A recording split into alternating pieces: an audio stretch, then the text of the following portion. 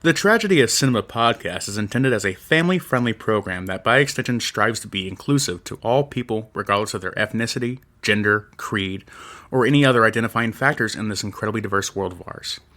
With that said, some of the films we discuss may contain serious subject matters or have content considered morally objectionable by today's standards. We do not intend to condone or dismiss these aspects of these films, but our primary focus will be on what we believe the film succeeds at, some fun facts, and our personal enjoyment factors of each film. With that said, we hope you enjoy the show.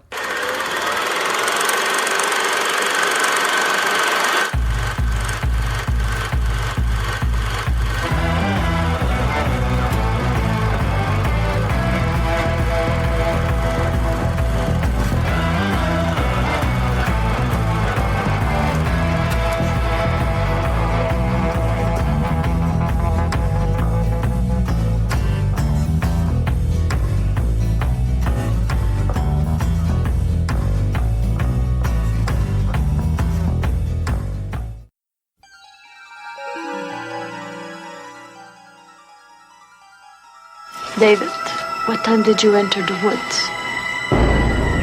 Around 8 o'clock. Then what happened? Then I reached this cliff. It's transmitting in alpha waves with complex frequency patterns in them. I know I fell. It's 1986, man. 8 years since that night. This is totally rad. I mean, you're my big little brother. I think you should take a look at this. Where did this come from? From the mind of a 12-year-old boy?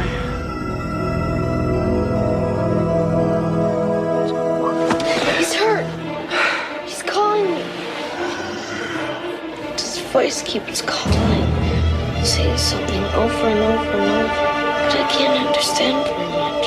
Help you. How?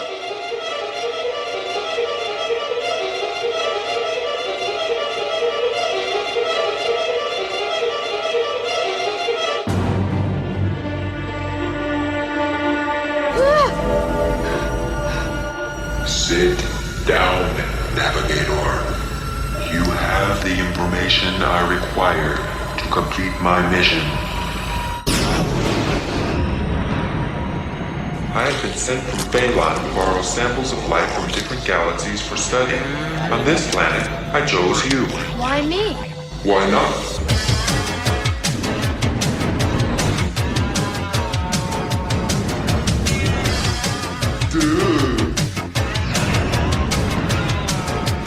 Okay, which way to put all down? I only know what's in your head. You don't know the way from your house to a 7-Eleven.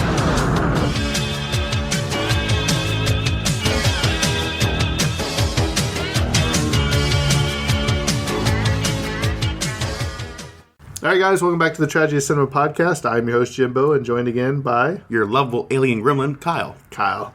For those of you that don't know, this is the pick that I chose, Flight of the Navigator from 1986. What you may not know is this is actually the first movie that Kyle starred in where he actually eats a NASA hat. So... Just looks delightful. It looks so tasty. If you've seen the movie, you know what I'm talking about. Gotta be like ice cream. But if you listen to our last episode, we did say that Kyle was doing a little research on censorship because the movie that we covered last week, The Apartment, has some questionable things in it. So we brought up the question of when did censorship end in the United States? And Kyle has done a little bit of research, and he will tell us now. Yeah, I'm going to read this direct here from the Wikipedia page, actually, so you know it's accurate. Yeah. Wikipedia is actually really great. But here we go. There's a little bit prior to this, but Chicago was really the first one to enact the first censorship ordinance in the United States in 1907, authorizing its police chief to screen all films to determine whether they should be permitted on screens. Detroit followed with its own ordinance in the same year. When upheld in a court challenge in 1909, other cities followed, and Pennsylvania became the first to enact statewide censorship of movies in 1911, though it did not fund the effort until 1940. It was soon followed by states Ohio, Kansas, Maryland, and New York, and finally Virginia in 1922. Eventually, at least 100 cities across the nation empowered local censorship boards for their films. Then later in 1915, the U.S. Supreme Court determined determined the case Mutual Film Corporation versus Industrial Commission of Ohio that motion pictures were purely commerce and not an art, and so could not be covered by the First Amendment. That's insane to me. Like, oh yeah, these motion picture things, they're not art. Just, what? They don't count. They don't count. They're not First Amendment. They don't need to be protected. This left local, state, and city censorship boards no constitutional impediment to editing or banning films outright. This decision was not overturned by the Supreme Court until it was heard in the case Joseph Bernstein, Inc. versus Wilson in 1952. That is a 33. Sorry, that is a. It's 3 short. 37-year difference of censorship there, 1952. Its ruling was popularly referred to as the Miracle Decision because it involved the short film The Miracle, part of Roberto Rossellini's L'Amour anthology film series, basically an Italian drama series, and released in 1948. The Supreme Court's ruling still allowed censorship of obscene films, films largely containing nudity or adult films, but allowed censorship boards to continue under a much narrower authority until the 1965 decision of Friedman versus Maryland ruled that prior restraint of film exhibition without a court order was unconstitutional. The public exhibition of obscene films may still incur legal difficulties after the fact. Under the 1973 U.S. Supreme Court case Miller versus California decision, 7 states formed film censorship boards that exercise prior restraint on film exhibitions, which both predated and outlasted the Hays Code back in the day. It's here: Massachusetts, Pennsylvania, Ohio, Kansas, New York, and Virginia. And hundreds of cities continue that all the way up until 1973 there. So that's real kind of a gap there. My guess was actually during the Reagan era where actually films were getting unrestricted because he allowed a lot of toy marketers on Transformer shows to make shows that marketed directly to kids and like that too. Right. So I actually thought that would be it. But actually it was about a decade before that, in 1973, before they really opened up the doors of hey, actually this is a First Amendment right. But you're talking about 1915 to 1973. That's almost 60 years of film censorship being largely allowed, almost unrestrained. So absolutely incredible and a very interesting factoid. We could probably do a podcast just on that topic alone someday. So Kyle. Thank you for that thing. But not only that, but you thought you were getting away without a question. But no, I have a question. You have a question for me as well, Kyle. Okay. If Kyle was abducted by aliens, who would your voice co-pilot be as Paul Rubens, a.k.a. Pee Wee Herman, was in this movie as Max? Who would be your ideal voice to be on? And I know you're going to say Gilbert Gottfried or something stupid, aren't you? It was me and Andy Dufresne. I know you're going to say Morgan Freeman. I was just thinking, what would be my spirit co-captain in that thing, putting the same kind of tone? It'd probably be Alpha 5 from the Mighty Morphin Power Rangers, who was probably a very, very bad Mexican stereotype back when it was released, but he was the robot that go, "Ay, ay, ay," every time someone messed up. That would be But he had a cool spherical head thing. It was really neat. But that's what I think would make if I'm the Flight of Navigator kid, that's definitely gonna be my companion then, because I'm a kid of the 90s. It would be Alpha 5 from Mighty Morphin Power Rangers. I think I'd have to go with. Who would be yours? Daffy Duck. Daffy Duck. I can't do the voice. I can't. We just you're coming where? Oh man! But since we've already derailed this episode, that's fantastic. Sometimes there's a movie that comes along and you can just have fun with it. That's what this movie is. So Kyle, go ahead and take away episode 127, Flight of the Navigator from 1986. Exactly. Flight of the Navigator, released in July 30th, 1986, was directed by Randall Kleiser. Written by Mark H. Baker for the original story, and Michael Burton adapted the screenplay along with Joannoia. I'm going to say Joannoia. That's what I'm going to say. Just Phil Joe. Composed by... I'm sorry, Phil. Composed by Alan Silvestri. Cinematographer was James Glennon, and editor was Jeff Gorson. Next up, we have the budget of the film, which was at $9 million in 1986, the equivalent of about $24 million today. Opening weekend, it made $3.1 million, which is the equivalent of about $8.3 million today.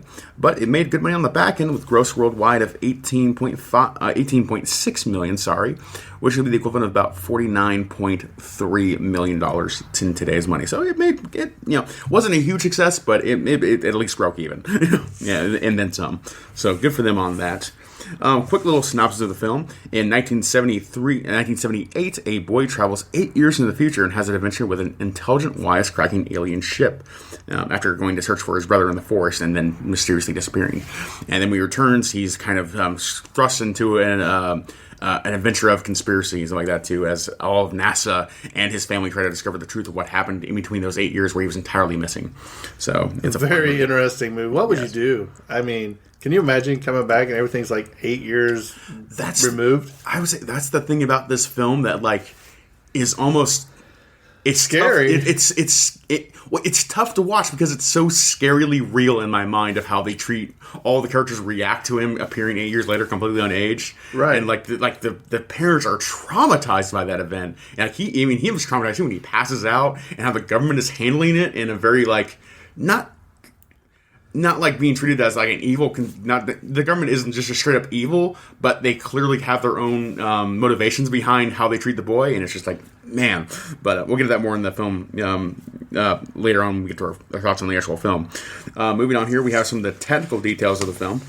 This film was runtime of 90 minutes long. Sound mix is a double stereo production.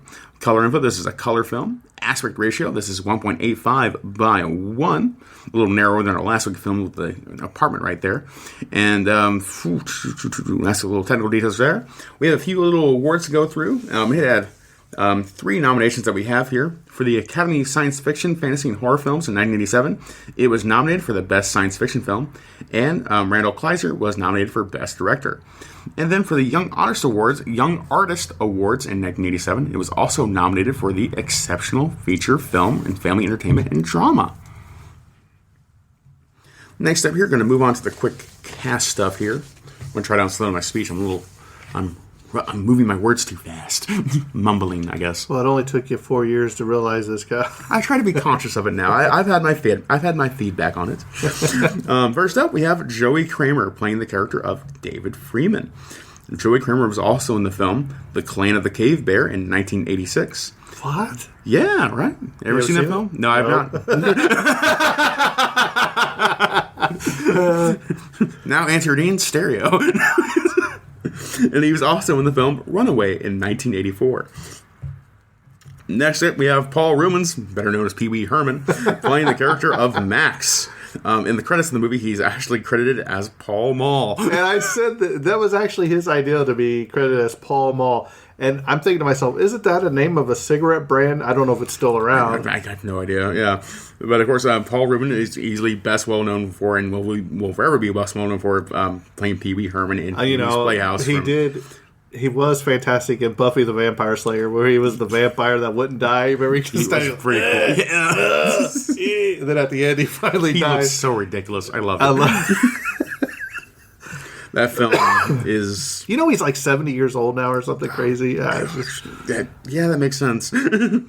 I can't believe it, though. Of course, Pee Wee Herman from 1986 to 1990, and of course, films and other stuff related to Pee Wee merchandise. I think even reaching like 2016, he was in a Pee Wee stuff. So, good on him. And he was also in The Nightmare Before Christmas in 1993 as well. Next up... really? Yeah. I think he had one of the voices for which... I don't remember which character, but he was in that as well. Yeah. I have to look it up. I'll look it up in a bit. Oh, you look it up? Okay, got it. Next up, we have Cliff D. Young playing the character of Bill Freeman, David Freeman's father. Cliff D. Young was also in the film The Craft in 1996 and the film Sunshine in 1973. Next up, we have Veronica Cartwright playing the character of Helen Freeman. Veronica Cartwright was also in the film Alien in 1979. That's an excellent film. A legendary. That's probably her most recognizable role easily. And she was also in The Witches of Eastwick. All right, Kyle. He was Locke. Remember Locke, Shock, and Barrel? Locke, Shock, and Barrel. Was it? No. It has been a while since I've seen that for Christmas. Honestly, the three little kids that are like in the they carry around the bathtub or whatever. He was also in Batman Returns. What? That's what it says. Paul Rubin. I'm looking. You had a lot of cool stuff going on too. I didn't feel like I even had the need to look it up because I just knew like, okay, he's going to be these two. He was he was the Penguin's father. Oh, remember? Cool. Neat. That's awesome. I remember now. It's Batman Returns, excellent film. Next up, we have Sarah Jessica Parker playing a very playing Carolyn McAdams. Sarah Jessica Parker, of course, easily most well known for her performances in the Sex and the City show from 1998 to 2004, and I believe the last film she was in Sex and the City related was 2010, if I remember correctly. And you didn't even know it was her till I did. In hindsight, it's so obvious, but I'm just. It's one of those things at my age again where it's like I'm used to Sarah Jessica Parker from Sex and the City being a little bit more in the middle age group, not seeing youngest Sarah Jessica Parker. And also Paul Rubens played Jokey Smurf in the new Smurf movie from 2011. I've not seen that one. I have no idea if it was good or not. Yeah. And also Sarah Jessica Parker, of course, was also in the film Hocus Pocus in 1993, and I think she was in the new sequel they just released on Disney Plus, though, but I haven't checked that one out yet. But I would assume she's in that as well. Surely. Can't be serious. Surely. Next up, we have Albie Whitaker playing Jeff Freeman. It was David Freeman's little brother. This is actually Albie Whitaker's first and only film as Life Navigator, playing his younger brother, the 8-year-old version of the brother, not the older version. Next up, we have Matt Alder. He plays the older version of Jeff. At 16 years old. Matt Alder was also in the film Teen Wolf in 1985 and Whitewater Summer in, I think that was a 87? I think it was. I think I wrote it down there somewhere. Next up, we have Howard Heisman playing the character of Dr. Louis Faraday. Howard Heisman, of course, best known for characters for playing the character. I don't remember the character's name, but he was one of the DJs in the show WKRP in Cincinnati in 1978 to 1982. I believe there was a small reboot like 10 years later, like the new WKRP in Cincinnati too. And he was also one of the teachers and head of the class. Mm-hmm. Yeah. Head of the Class. I've never seen that show or heard of it. You've never seen Head of the Class? No, I've never seen Head of the Class. I watched the first season of WKRP in Cincinnati because I like that show a lot. That seems like something. Yeah. And also, he was in the film Private Lessons in 1981. Moving on here with a few more people here. We got Jonathan Sanger playing the character of Dr. Carr. Jonathan Sanger was also in the film The Elephant Man in 1980. And then next up we have Iris Acker playing the character of Mrs. Howard. Iris Acker was also in the film Cocoon: The Return in 1988. Then we have Richard Liberty playing the character of Mr. Howard. Richard Liberty was also in the film Day of the Dead in 1985. Then we have Raymond Fortune playing the character of Detective Banks. Raymond Fortune was also in the movie SWAT in 2017. Not the Sam Jackson version, the 2017 version. Right. Yeah. Either SWAT or you're not. That movie was bad. Sorry. Yeah, Jimbo. Because you actually watched it. Actually, yeah, I watched it. Now I know it's bad. All right, so now that Kyle's out of the way, let's start about some of the fun stuff, interesting facts. Stuff. Yeah. Which I'm sure there's a ton of this movie because it's a Disney production. Not really. There's not really much. No. Oh, that's sad. So, okay. so when David's parents pull up to their house at the beginning of the movie, the song playing on the car radio is "You're the One That I Want." Please, Kyle, do not sing. From Grease, which was also directed by Randall Kleiser. The movie's initial setting of 1978 is also the year that Grease was released. Oh, cool. So it's kind of nice. So basically, what I've come to realize is that David is actually John Travolta's character at the end when the car is flying. Yeah. Okay. It's all part of the Randall Kleiser cinematic universe. Long before Marvel. Look up all his other movies and tie them together in some weird way, like some Disney Pixar theory. It's like, actually, we go to the time travel story. This is a post-apocalypse from Randall Kleiser. Yeah, exactly. In his room in the NASA base, David asked when Starsky and Hutch is going to be broadcast. Randall Kleiser also directed 3 episodes of Starsky and Hutch. You couldn't help it. Not the movie, Kyle. Yeah, exactly. Did you ever see any of the TV show Starsky and Hutch? I have seen some of the original TV show. Not much, though. It was great. Like a couple episodes when that movie came out, and they were like showing some of it on TV back in the day. Yeah. But it was still... Do you know that there's movie was bad. do you remember the scene where they... when it pulls over at the gas station Remember? And they come down and that family pulls up. They're like, "Dad, can we go see the spaceship?" And he's like, "Yeah, whatever." Oh, it's so good. Well, the girl's wearing like an Epcot shirt, which is I think it's only been open for like 3 or 4 years, and the kid is actually wearing an old like Miami Vice shirt. And the guy's like, he just wanted to phone home. So that was kind of a throw to E.T., which came out just a few years How'd you earlier. do that with magnets? Yeah. So good. The ship that was used in this movie used to be in a boneyard at the Disney Studios theme park at Walt Disney World in Florida, where it was an exhibit on the backlot tour. What? So trash to treasure, baby. Piece of junk to a huge movie prop. That's amazing. I wonder why they originally even built it in that case. Was it this low, like, this will be the ships of the future? And, like, they just, like no, it's not. We put it in the trash bin. It's like some guy's like, we'll make it to a movie. Okay. Talk about, trash to treasure for sure. One man's trash and the man's treasure. Cinematic treasure. This is the second film released under the Disney banner to contain profanity. It is also the first involvement of Paul Rubens acting for Disney. A month after this film's release, he continued to perform as Pee Wee Herman for the Saturday morning children's program Pee Wee's Playhouse.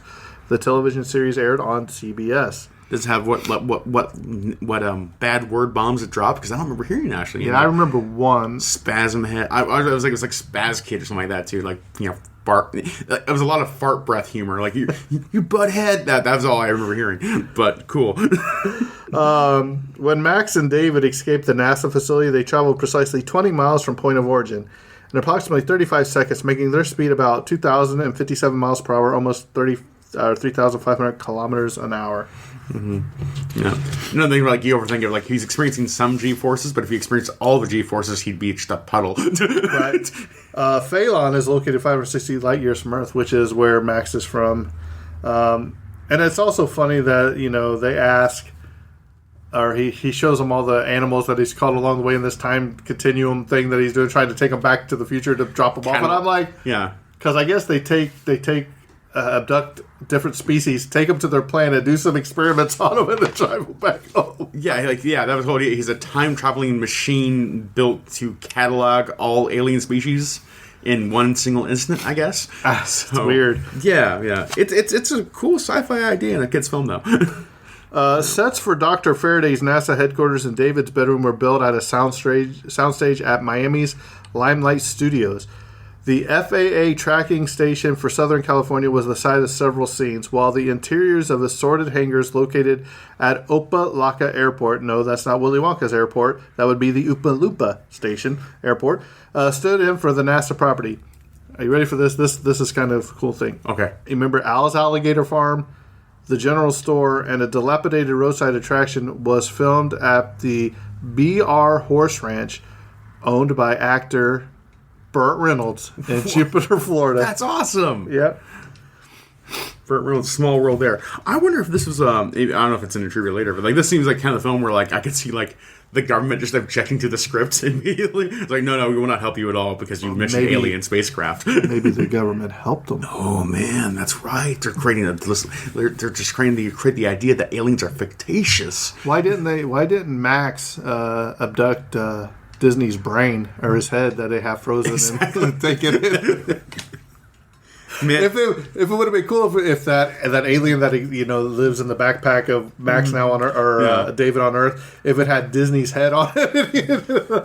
It would be a much funnier world if Disney actually did ever lean into the Disney's frozen head theory. Can you imagine if it actually happens one day where they bring him back as AI or something? That'd be just, what have you done to my studios? Why'd you take the cigarettes out of all my pictures? Like that. Why does Mickey Mouse have pants now? Exactly. The Puck Marin's design is based on a bat. The loud belch made by the Garpunkel, who devours David's NASA hat, a.k.a. Kyle, is actually the dubbed-in sound of Joey Kramer belching, slowed down slightly to sound deeper and longer. Cool. That's a good effect. In a 2019 documentary about this film, which I'd kind of like to see, Veronica Cartwright, was that the mother? Yeah, Veronica Cartwright. Recalled a chance encounter that she had with her co-star Matt Adler, who played the role of the older Jeff. On Halloween 2007, only 7 months after moving into her present home, Cartwright answered her door to a trick-or-treater and was surprised to find Adler and his young son standing in front of her doorstep. Oh my gosh. Cartwright said she and Adler had not seen one another since the time the movie was filmed almost 22 years earlier. How amazing would that be? That's just chance encounter there. Yeah, that'd be crazy. Yeah. I bet Veronica Cartwright is just a delight in real life. I have no idea why to believe that, but I just do. When Joey Kramer enters the spaceship in the NASA hangar, the camera pans to the ground and shows a rectangular tile with a very peculiar symbol. Do you know what that symbol is? What is that symbol, Jimbo? It is the flux capacitor from Back to the Future, another time travel-related movie released in the previous year, 1985. Awesome. Good intentional attention to detail there. Good tribute as well. And we've already talked about this, that where the guy says he just wanted to call a phone home as a tribute to E.T., the extraterrestrial. Yeah. So, Kyle, there wasn't a lot of information about this movie, but what is your thoughts on this movie?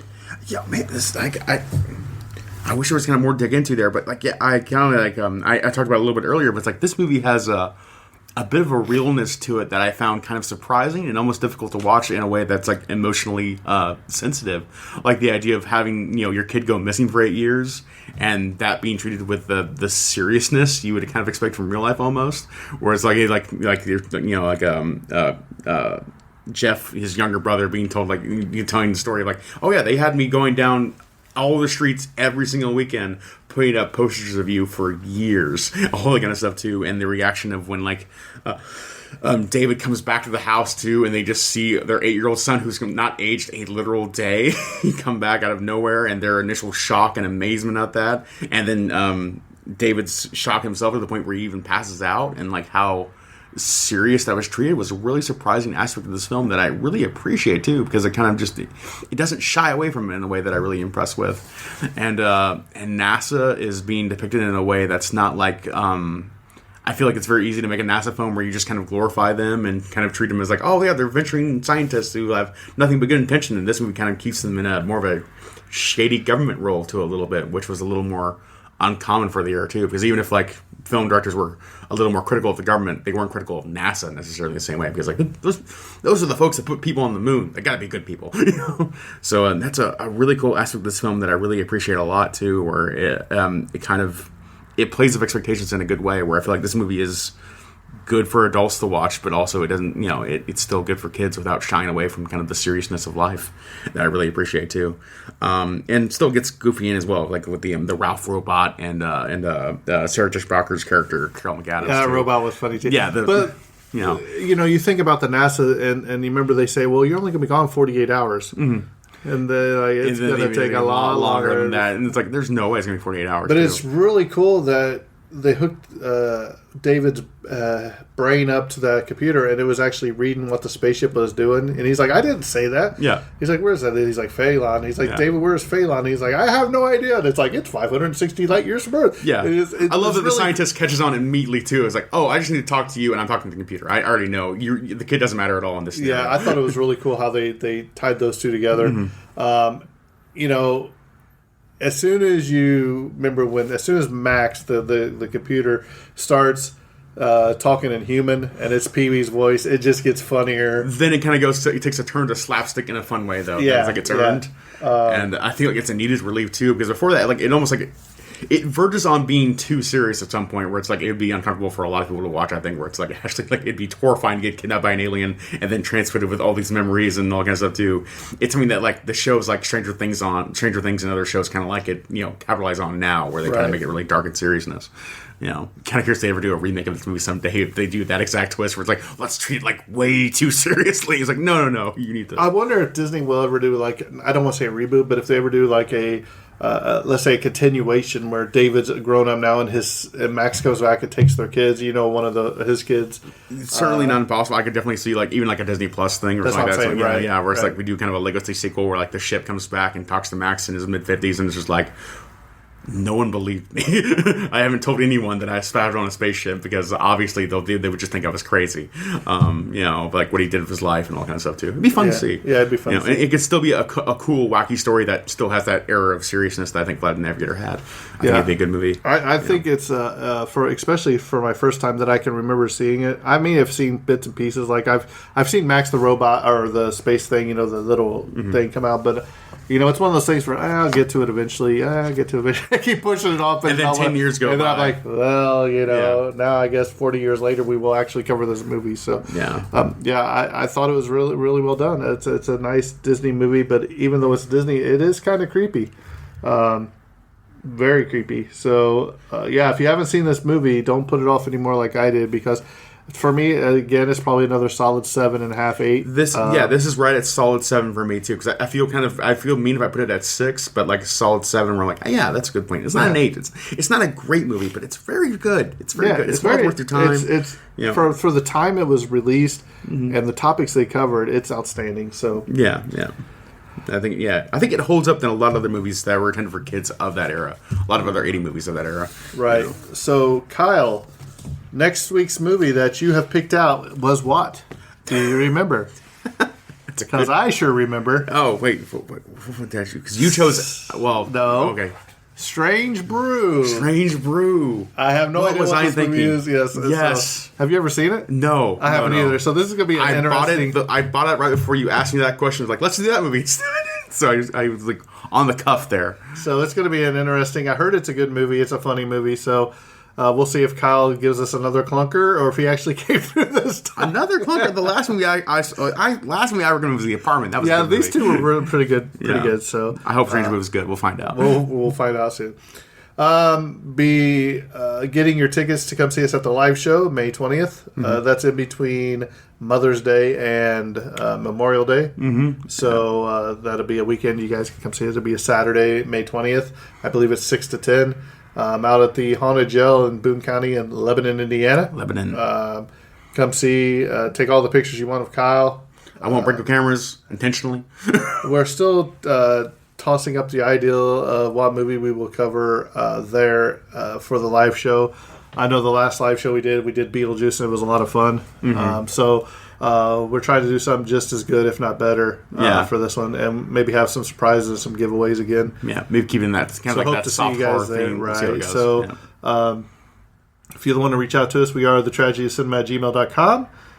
We are on Facebook at the Tragedy of Cinema Podcast Facebook group.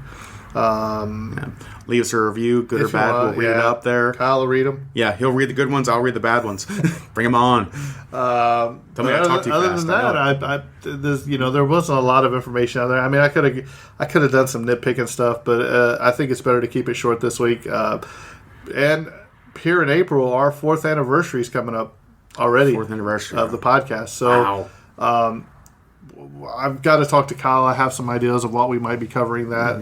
Another crowd favorite that I haven't really paid attention to or seen, but I know a lot of people do. Something we can really dig our teeth into would be good. Something like get you guys a meaty episode. You want me to give you a hint of what I'm thinking? What are you thinking about, Jimbo? I would say that their followers of this movie are called potheads. That's all I'll say. So. Okay. With that being said, I think this episode's coming to a close. And that's a wrap and cut.